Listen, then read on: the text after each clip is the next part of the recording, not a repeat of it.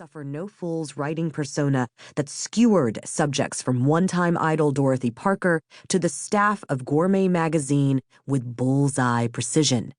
Back then, especially if you were a powerful media entity, or a ridiculous man, or a conventionally beautiful woman who complained about the downside of being born conventionally beautiful, you wanted to stay on Nora's good side and out of her line of vision. Later, when Nora turned her attention to filmmaking, she relied on her fierce wit and nimble social maneuvering to navigate the high highs and low lows of a male-dominated industry where women's stories typically play second fiddle. Though generous of spirit, she had the capacity to smear reputations and steer public opinion away from objects of her disapproval. And since she gave her point of view decisively and with such confidence, you took her word for it. You looked to Nora's bullshit detector to give it to you straight. Nora, like a proto-Taylor Swift, channeled heartbreak into pop art with an autobiographical novel, Heartburn, exposing the bitter end of her second marriage to Watergate journalist Carl Bernstein.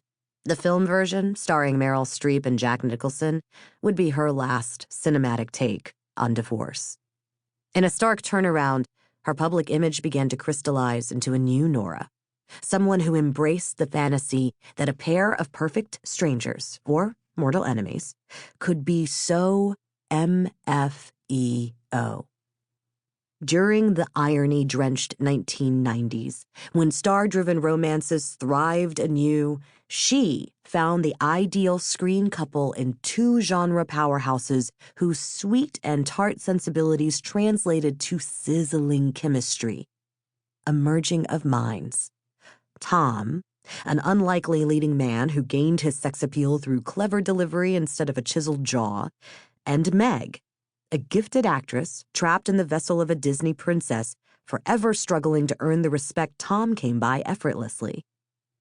In hindsight, casting Meg as Sally Albright, her breakthrough role, was obvious.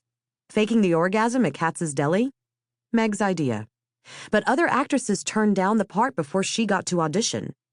On Sleepless, Nora initially doubted whether Tom, in career flux, had what it took to sweep Meg off her feet.